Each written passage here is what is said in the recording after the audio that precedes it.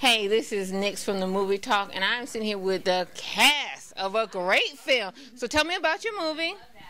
Hi, I'm Susan, and I play the lead in Busted on Brigham Lane, which is a movie written and directed by Taliba Newman. Hello, how are you?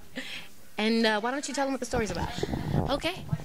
The story is about a young girl who hasn't seen her father in 10 years, and she sees him on the subway, the train in New York City, singing and collecting money, and she decides to follow him. And that's all I can say. So what gave you the idea about the movie? Oh, there were so many things that gave me the idea. Originally, I wanted this way, like this. Like this. Originally, I wanted to do a film about intervention and, you know, alcoholism and like really uncover, really, I don't know. Wait, let's scratch all that. Hold on, because I'm gonna have to talk too long. So let me just do something really short. I'm gonna take that back. How you know this isn't live? I want live? to say something shorter. It can't be live. I didn't sign up for that. That wasn't in the contract. Okay. So the concept came from, I'm just gonna go with what we went with last night. Okay, I'm not going to tell y'all the whole backstory of the 21 drafts. Okay, the concept came from wanting to do a story about siblings, wanting to do a story about parents and their children, and wanting to ultimately do a story about love. And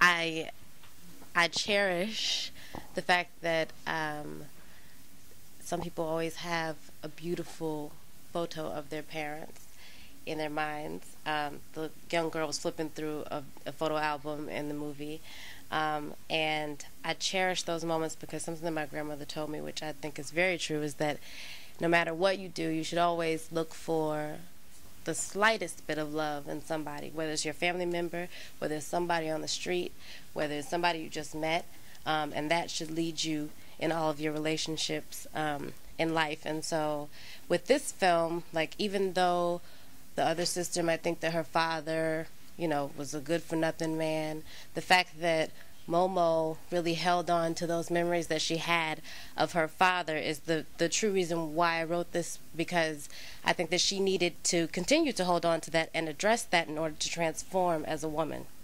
And that is ultimately why I made the film. Right. There you go. See, I got it. You play the father. Yeah. I played the father. What attracted you to the role?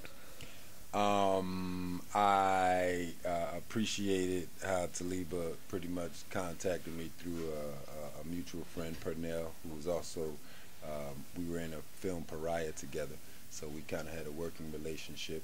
And then when I met Taliba and Susan and then read the script, I said, you know, this looks like something fun to do, you know, something that we can make some beautiful art out of. And then we did that. All right. And what about you? What attracted you to the role?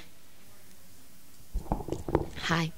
I think Momo's bravery, she, you know, goes after what she wants, even in the face of her older sister telling her that it's not worth it, that there's nothing positive to be found in her father. I think it's an incredible act of bravery to go against when people are telling you that something's not worth it, to go against that and to search real deep, because her father hurt her really deep, and Rob brings an amazing humanity to it. And I think one of the reasons why I was attracted to it, and I think people are attracted to it, is because everybody sees that spark that Taliba was talking about in his work, and it's worth searching for in that character and in other people.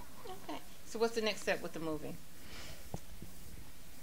It'll be on HBO if I sign this contract. Fingers crossed. Next year. Okay. I think they'll air it in January or February. And a lot of people would like for it to be a feature. It isn't at the moment. But these three actors are very strong, and they can definitely carry a whole film, as you've seen with Pariah. So I you know, if there's enough of a want for it, I will go ahead and write the feature. But I do have other projects in the works. I have a web series. I have a thesis that I have to do so that I can graduate from school. So that's priority for now. And then I have another feature film that I'm working on that I would like to be my first feature. So there are a lot of things in the works for all of us. Cast these people, cast my lovely actors, please. We want them to continue working and continue building and building and building bigger and bigger and bigger, more and more and more, touching more and more communities, and doing great work. It was wonderful to work with them. I'm totally blessed to have been in the presence of such talent, and I am grateful for that. Oh, great. Well, thank you all so much for spending a few minutes with us talking about the film. I can't wait to see it. Mm-hmm. All right, you all. By the way, my name is Rob Morgan. Yeah. Y'all got that in, right? Kalunda McFadden. Uh-oh. All right, you all stay here.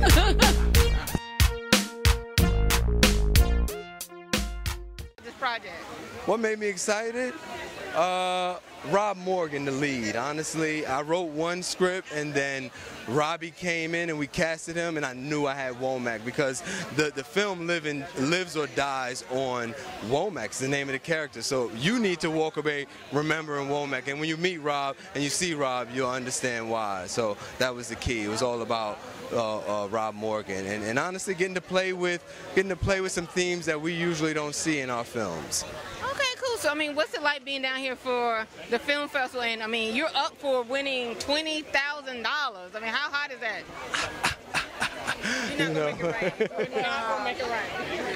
He is going to try to make it rain. And I just had a daughter, so there will be no raining except on her, you know. So there you go, you know. The key right now, though, I love Miami, and honestly, I think this festival is great. You know, years ago, I remember Upscale magazine. I may date myself. I don't know if you know, it doesn't exist anymore, but Upscale magazine had an article on Jeff Friday, and I knew that I wanted to be a part of this festival somehow. So second year for me, I did a doc last year. Now we're in the scripted narrative world. Wow. So what about you? Are you having a good time here? I'm having a wonderful time here. I mean, it's just been great, you know, networking with all black filmmakers, and it's just been so enlightening, you know, and I'm blessed to be here. I am. All right. Well, congratulations. Good. How are you? I am the writer and director of the short film Sleep. My name is Donald Conley, and I'm excited to be here. I mean, you're one of the top 5 films. I mean, you could win $20,000. I mean, have that sunk into you yet? A little bit. Like, you know, when I got the call, like, I just couldn't believe it. I was stoked. And, you know, I called them back, and they told me what the deal was, and, you know, I'm just on fire right now. But I'm not really thinking about the money. I'm just happy to be here. You know? Good. That was a good answer. Good answer. What about you? Are you stoked to be here? I am so happy to be here. I'm Matt Lederman. I'm the producer of Donald's film, and honestly, I'm genuinely excited to see this. I'm genuinely excited that so many people are going to get to see the film.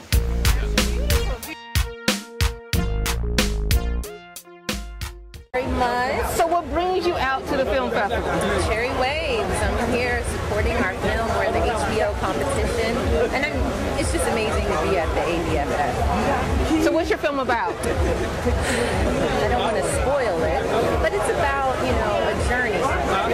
My role with Angie, her journey, trying to find herself, and how do you execute it when you're trying to do that?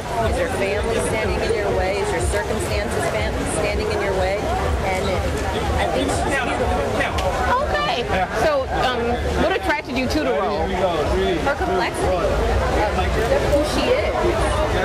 I envy people that are like, they just live by their own drumbeat. They don't have to conform to anything else. And I think she embodies that. She doesn't feel like she has to. She doesn't feel like she has to do anything. She does what she wants, even if it pains her. So I think that I'm very attracted to characters like that. So what's your next project coming up? Because I know you got something coming up next. Yeah, I'm going to play in a movie called Black Girl in Paris. A writer, she's going over to Paris. People like James Baldwin and Josephine Baker inspired her. When I read the script, I was like, wow. It's adapted by Shea Young. Oh, wow. And when is that coming out? Oh, well, we'll start shooting sometime in August, so we shall see. So we might be here next year. Maybe.